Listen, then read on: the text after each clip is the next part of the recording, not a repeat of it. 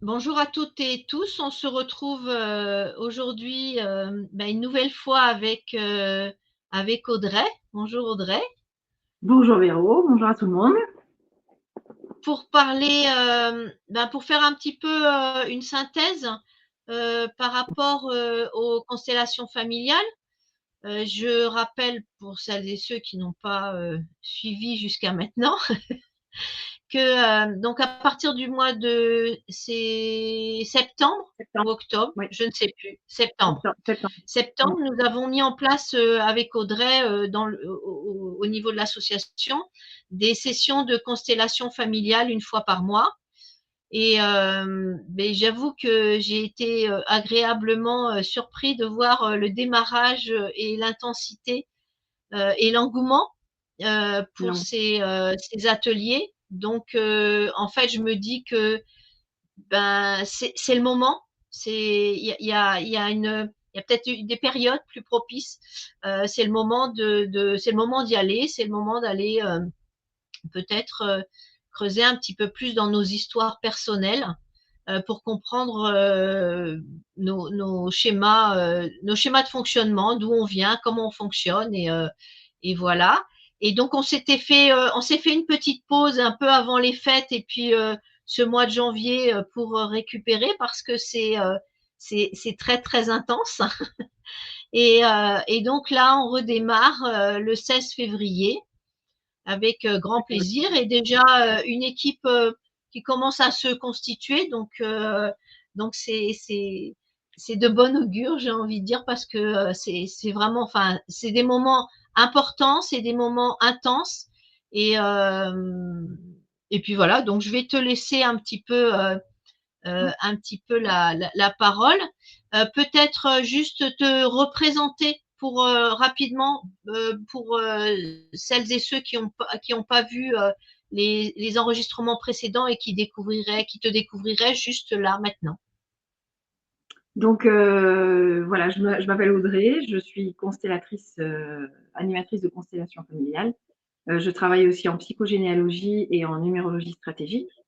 Et je fais aussi des constellations familiales individuelles. Donc ça, on en parlera peut-être si on a le temps. Oui. Et voilà, donc j'accompagne les personnes qui se posent des questions par rapport à ce qui se passe dans leur vie, des schémas répétitifs ou alors on va dire des situations qui sont souffrantes, clairement, et qui voudraient chercher à comprendre et à dépasser ce qui se passe dans leur vie et qui les bloque par rapport à un épanouissement et à leur évolution. Voilà, donc ça c'est mon cadre de travail et en tout cas ce que j'espère apporter aux personnes qui viennent me voir. Et puis, je rebondis sur ce que tu disais tout à l'heure. Je remercie sincèrement les personnes, les adhérents de l'association et les autres personnes qui se sont jointes à nous pour partager les constellations qu'on a organisées au mois de septembre. Et c'est vrai qu'on a une super petite équipe là qui est à la fois efficace, fidèle et qui travaille très très bien, je trouve. Et j'apprécie beaucoup comment dire, la symbiose et la bonne ambiance bienveillante qu'on partage quand on fait des constellations familiales. Ouais. Et moi je vais rebondir parce que effectivement j'avais envie de dire aussi parce que c'est important. Un grand merci aux personnes qui viennent depuis le départ en tant que représentants. Parce que d'être représentant, c'est effectivement, il y a une bonne émulsion, il y a une bonne équipe, et puis parce que les gens aussi de l'assaut se connaissent, ont Oui, confiance, il y a un respect mutuel, il y a quelque chose qui est établi déjà depuis un moment. Et devenir en représentant, enfin, pour moi et a priori pour eux aussi, c'est d'aller soutenir les personnes qui viennent consteller, qui vont traverser un certain nombre de moments ou d'émotions. Et donc, c'est d'être là pour eux aussi.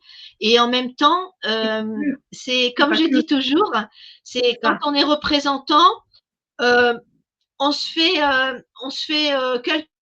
si on, une journée de constellation, on se fait quelques thérapies dans la journée, hein, parce que Alors, c'est ce que je il y a dis forcément, il y a pas, volontairement.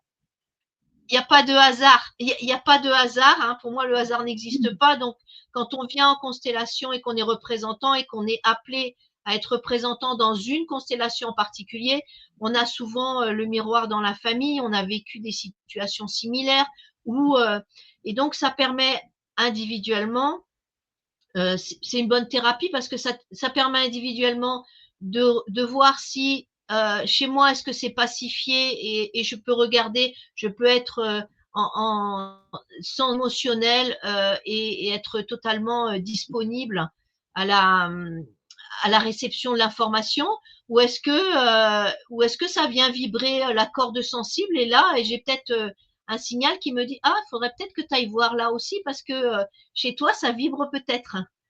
Et, Alors, et donc, au-delà de ça, ouais. au-delà de ça, en étant représentant, on travaille de toute façon sur soi.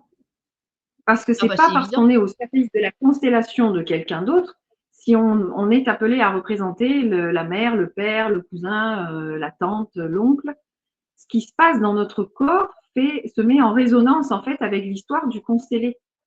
Donc, quelque part, le fait et c'est ça que je trouve extraordinaire, c'est que le fait d'être représentant, et j'irai même plus loin, parce qu'on a eu le cas au mois d'octobre, si je me souviens bien, une personne qui n'avait pas été choisie comme représentante et qui donc était restée assise sur le cercle de chaises, en voyant le déroulement de la constellation, a connecté quelque chose chez elle. Et elle a eu une très forte émotion. Donc là, après, au constellateur de gérer et d'accompagner. Mais le travail se fait aussi, même si on est, entre guillemets, spectateur, même si on n'est pas C'est ça. représentant dans la constellation. Donc, c'est un travail dont l'efficacité et la puissance, pour ceux qui l'ont expérimenté, n'est plus à prouver, j'ai envie de dire.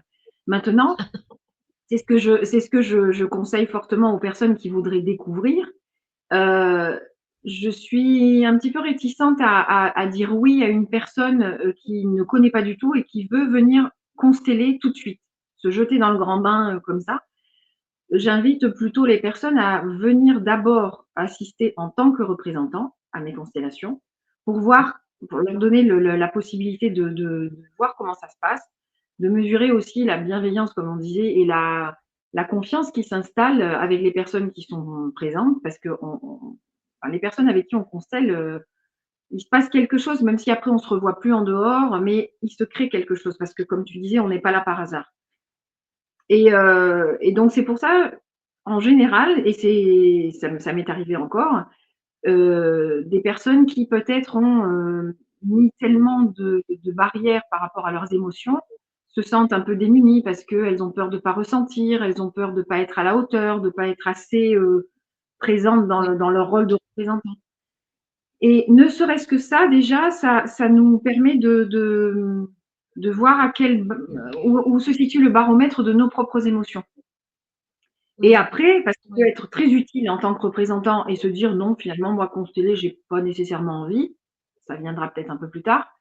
Ou alors, justement, de connecter des émotions auxquelles qu'on avait plus visité depuis longtemps et de se dire, ah ouais, là, effectivement, et ça rejoint ce que tu dis, il y a peut-être du boulot à faire.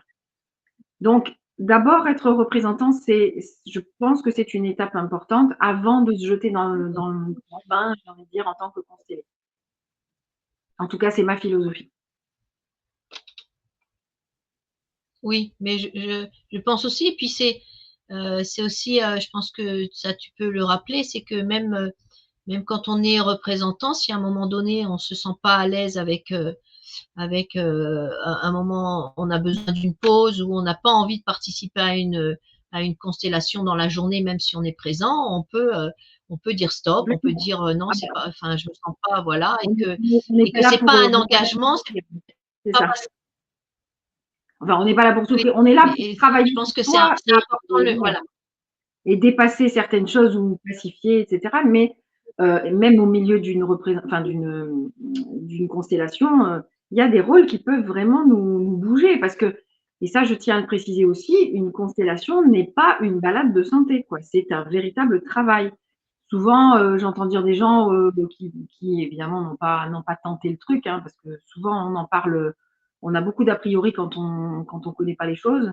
Et certains ont tendance à dire, enfin, j'entends des conversations, oui, mais enfin, ça va, quoi, c'est pas non plus. Et ben voilà, venez essayer. Après, une fois que vous aurez tenté, que vous aurez expérimenté, là, vous pourrez juger par vous-même. Mais faire une constellation familiale n'est pas un travail anodin, parce que comme on le disait tout à l'heure, ça peut équivaloir à ouais, 2-3 mois de thérapie bien intensive, parce que c'est le corps qui parle. Et quand on débranche le mental et qu'on laisse la place à nos émotions, à notre corps, il y a un travail vraiment profond qui se fait. Et le corps peut avoir des réactions très, très surprenantes. Donc, le tout, c'est d'accueillir. Le constellateur ou la constellatrice sont là pour justement accompagner, parce qu'on est des accompagnants, Oui, et veiller c'est à ce ça. que comment dire, le travail se fasse de la façon la plus sécurisée possible. Mais il y a effectivement des C'est émotions ça. qu'on a enregistrées et engrammées depuis tellement, tellement longtemps, quand elles reviennent à la conscience et qu'elles se manifestent. Un, déjà, c'est qu'on est prêt, parce que si on n'est pas prêt, elles ne se manifestent pas. Et si on est prêt, C'est ça. c'est pas parce qu'on est prêt que c'est facile à vivre. Donc, c'est important de le souligner, ça aussi. C'est ça. C'est ça. Je voulais, ouais, est-ce que, ben, pour celles et ceux qui n'ont jamais fait de constel, qui n'avaient peut-être jamais entendu parler, enfin maintenant, ça serait étonnant parce que on en parle de plus en plus. Oui. Euh, Est-ce qu'il y a ouais, non mais ben, partout, il y a des séries télé, enfin il y a énormément de. Aujourd'hui, c'est devenu, parce qu'avant c'était peut-être plus ailleurs, mais c'était un peu des secrets de polichinelle et c'était un peu confidentiel comme travail sur soi, j'ai envie de dire, alors que maintenant, bon. Donc, est-ce que tu voudrais un petit peu aborder que j'ai envie de dire, quelques sujets qui ressortent souvent en constel dans le sens de c'est récurrent, quoi. En fait, les gens viennent avec des motivations différentes, c'est-à-dire moi je comprends pas, j'ai toujours des échecs là, ou j'arrive pas à avancer, ou je reproduis toujours la même chose et pourtant j'en ai conscience et en fait, on a l'impression à chaque fois, enfin, à chaque fois, c'est différent, bien évidemment. La vie de la personne, le parcours, tout est différent. Mais il y a des sujets qui sont quand même très, très récurrents, qui ressortent en constel et qui sont, j'ai envie de dire, c'est engrammé dans l'inconscient collectif. Et du coup, le fait, ça ressort souvent. Donc, ça veut dire que on est presque, enfin, je vais dire tous, mais on est nombreux à être porteurs ou porteuses de ces mémoires et de ces, euh, peut-être de ces secrets. Alors, déjà, il faut savoir une chose, et c'est ce que mettent en exergue les constellations familiales, c'est qu'on a, et c'est Jung qui en a parlé, bon, Freud en avait parlé un petit peu aussi, c'est l'inconscient collectif. On est tous connectés. Et justement, la constellation familiale nous le montre parce que, comme je le dis dans certaines de mes conférences et quand j'explique à des personnes qui n'ont pas idée du tout de comment ça peut fonctionner, et la physique quantique commence à en apporter les preuves, l'épigénétique aussi, les neurosciences aussi. C'est très important de dire que on n'est pas des Mm. illuminés, c'est pas n'importe quoi. La neuroscience et l'épigénétique ont montré depuis les 50 dernières années que on a une histoire, que notre histoire s'imprime dans notre ADN et que notre ADN se modifie en fonction de notre environnement. Donc ça, c'est très important. Il y a plusieurs étapes en fait. Évidemment, donc cette histoire d'inconscient collectif, on a tous en commun les guerres, comment dire, les migrations, l'histoire qui a fait que, on va dire, dans tel et tel pays, dans le monde, il s'est passé ça, ça et ça. Même si un désastre se passe à l'autre bout de la planète, on est impacté, qu'on le veuille ou Mm. non, à des degrés différents, mais on est impacté. Je peux reprendre l'exemple des tours du 11 septembre. Euh, je pense que rares sont Oui, les personnes qui ne se rappellent pas d'où elles étaient au moment précis où les informations nous ont dit qu'il y avait eu l'attentat.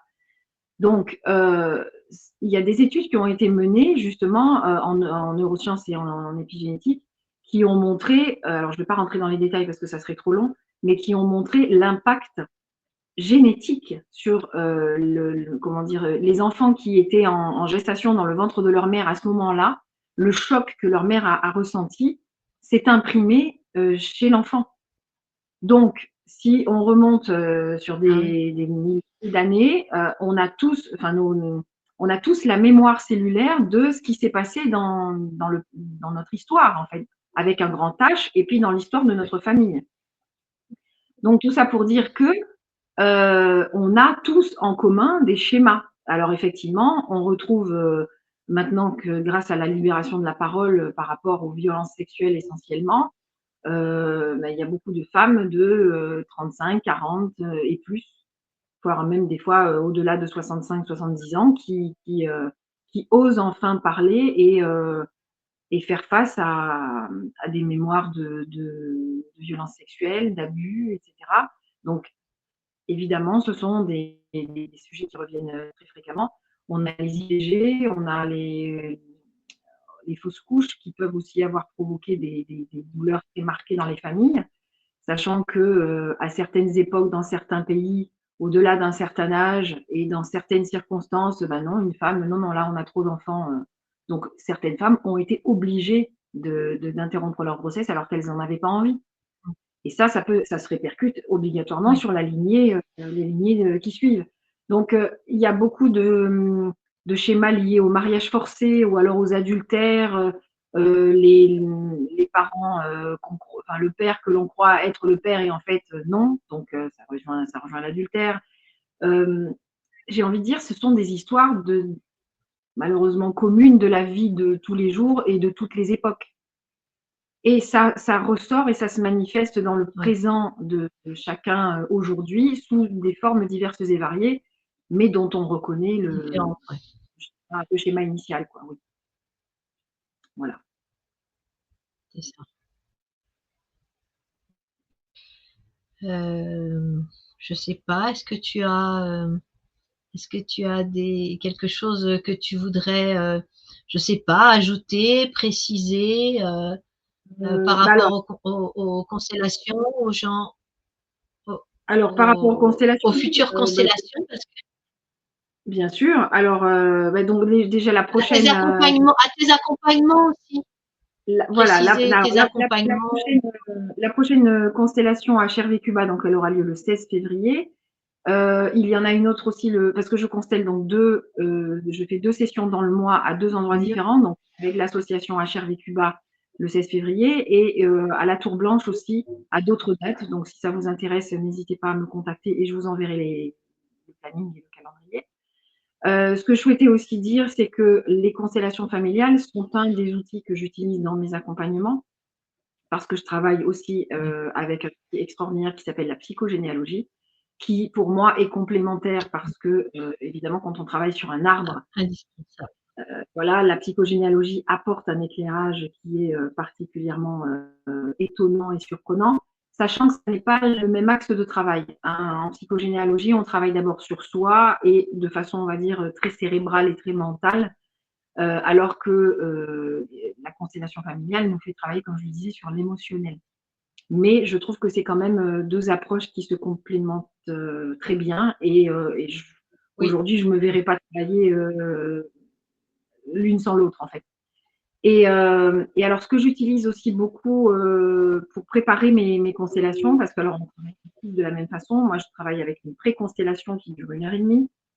Justement, c'est une séance pendant laquelle on va poser la problématique et je vais analyser comment dire, à travers les dires de la personne et son arbre généalogique. Je vais analyser la problématique. Ensuite, oui, c'est a lieu la constellation et excuse-moi, après, on fait t'interromps, une post. important de le préciser. Dis-moi. J'ai une coupure, ouais, il y avait une coupure, je pense que le réseau est pas au top dans notre fin fond de Périgord. Je disais, c'est important de le préciser pour celles et ceux qui ne connaissent pas ta façon de fonctionner, que Mhm. effectivement, avant la journée de constellation, il y a un rendez-vous de constellation individuel, enfin, en en vidéo ou Alors, par téléphone, je ne tout sais ça, pas exactement comment tu c'est fonctionnes. expliqué sur mon site internet de mes racines à mes Voilà, voilà. ailes.fr. Voilà, donc ça, si vous Mais avez besoin d'informations, je mettrai complètement, dans oui, la barre de description. tout à fait. Donc il y a Voilà. Non, ce mais rendez-vous préparatoire, donc durant lequel j'utilise la psychogénéalogie, et aussi quand des personnes plus jeunes viennent me consulter, donc de moins de 30 ans. Évidemment, avant 30 ans, il y a certaines expériences qu'on n'a pas encore vécues, certaines choses dont on n'a pas encore pris conscience. Et il y a, alors j'ai dans mon escarcelle, on va dire, un autre outil que je trouve très très bien pour la connaissance de soi et la prise de conscience de nos potentiels, qui est la numérologie stratégique. Donc, c'est une forme un petit peu différente de la numérologie telle qu'elle a été présentée jusqu'à présent, mais qui a été créée par Lydie Castel, il y a quelques années maintenant, et qui nous fait prendre conscience à la fois de nos potentiels, mais à la fois des besoins essentiels sur lesquels on ne doit rien transiger. Et donc, j'utilise aussi cette mmh, base-là pour mes accompagnements, parce que souvent, les moins de 30 ans n'ont pas encore l'expérience, comme je le disais, ils n'ont pas encore tout à fait la maturité non plus, mais ils se posent quand même des questions qui peuvent grandement les pénaliser ou du moins les oui, ralentir dans leur épanouissement. Donc, ces outils-là, que ce soit la constellation, la psychogénéalogie et la numérologie, sont des outils qui vraiment sont des déclencheurs j'ai envie de dire, des déclencheurs de mieux-être, en fait. Des aides à la prise de conscience oui. et juste, ça accélère le phénomène et le processus de se poser les bonnes questions et d'aller vers ce qui nous correspond le mieux par le fait. C'est ça. Et de sortir progressivement d'un espèce de conditionnement social, mental, éducatif, Il y a sociétal, aussi, enfin voilà, le package quoi. complètement, ouais. Voilà, donc c'est comme ça que je travaille. Et après, donc, comme je disais, si Heu, vous avez besoin de plus je d'informations, je sur mon site internet, tout est expliqué. Voilà. voilà et moi, je remettrai, dans la barre de description, de la vidéo YouTube, je vais remettre ton site et toutes les informations, les dates et les informations dont chacun peut, avoir besoin ou aller regarder, s'il est un petit peu, curieux, et OK. intéressé et ben, je pense qu'on a le tour, c'était un petit tour rapide, donc je pense qu'on est dans le timing et c'est très Oui, bien. On a essayé l'une comme l'autre d'être assez, concises synthétique. Voilà, et synthétique, ouais. donc je crois qu'il reste quelques places pour, le 16 février, pour les constellations, Oui, on a pour l'instant 3 pour la inscrits, constellation. voilà, et 3 inscrits, pour la constellation. Il y a 4 représentants, je crois. Il faudra que je fasse un point et Oh, il y en puis, a plus, mais on fera le point on fera le point oui. alors parce que oui, d'accord. Et puis voilà, donc n'hésitez pas à Oui, nous oui, contacter, oui, oui, je soit crois que Vero, oui soit moi, pour avoir et les infos. OK. Eh ben, écoute, merci Merci pour Véro. toutes ces précisions et ce moment de partage. De mon côté, je vous retrouve, la semaine prochaine parce que, je vais, à nous proposer des ateliers là, à partir du mois de février. C'est la nouveauté 2025 et c'est voilà, enfin, on en parlera la semaine prochaine. Donc, prochaine, on verra. Voilà, ben, merci à tous. À très bientôt. À très bientôt. Prenez soin de vous Oui, on se retrouve très bientôt. et nous, on se retrouve le 16 février.